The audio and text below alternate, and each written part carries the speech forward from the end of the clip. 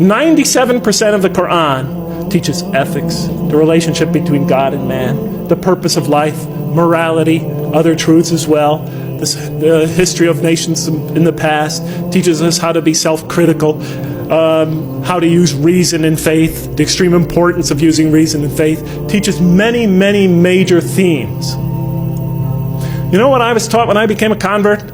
Rules, rules, rules. If I hadn't studied this religion myself and entered this religion and all I received were rules, rules, rules, I would have left it the next day. Thank God I read the Quran first. If we're going to draw these indigenous people, our own children, that second, third, and fourth generation, those converts and non-Muslims into this religion, let us begin by following the model established by God himself through his prophet Muhammad. Peace be upon him. As he once said to Mu'adh bin Jabal on his way to take the dual leadership of the community in Yemen, he said, as you all well know, he said, first teach them that there is no God but God, and that Muhammad is his messenger. And when they have fully understood that, then teach them how to pray. And when they become consistent in that, and they've developed in that fully, then teach them about fasting during Ramadan. And then once they've accomplished that, then teach them what? About paying zakat and making the hajj.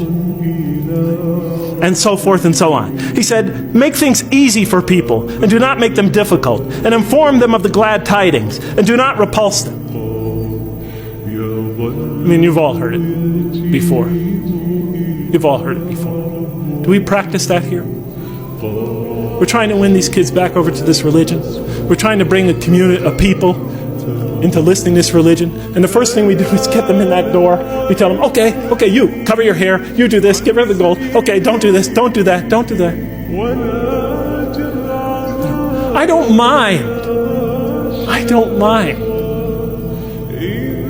telling the people what are the Muslim behaviors or whatever, but that's become we are obsessed with only that. I've attended Friday prayers for 20 years now in this country. And every Friday it's the same thing. The speeches are either political, about Muslim politics, or they're about rules and regulations, or somebody's diatribe about, problems going on in the Muslim community. They never discuss the other 97% of the Quran. Virtually never. Or else there's just brief allusions to that. And be tolerant.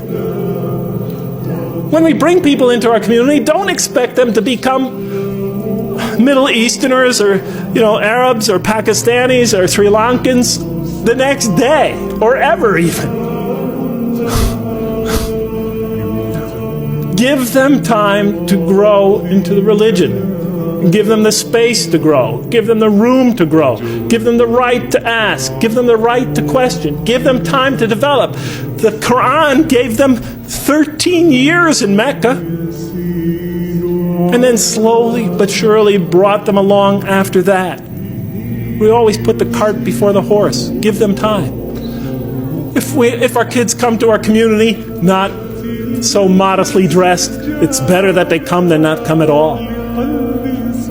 We have to start, if they have this or that problem, if their behavior is not perfect from our particular perspective, it's better that they come and hear the message. It's better that they work out for themselves what it is to be a Muslim in America. Because that's the generation that's going to have to take this into the future. It's better for them to be among us than not to be among us. If the Prophet and his companions adopted our approach, there'd probably be no Muslims today. How about the time the man came and he urinated in the mosque in that famous hadith report? The companions were ready to kill the guy. The report says that they already had their hands on him. How do you know? Because the report says the Prophet said, let him go. Go get some water and pour it over it. You've been sent to make things easy for people, not to make them hard. Let's follow the Mecca plan. Let's just give it a try. Do I think, because I've said this to you today, you're going to go out and try it? No way, Jose. But if some of you here care about your children, if some of you care about the people of America, want to bring them this message, then I beg you to give it a try.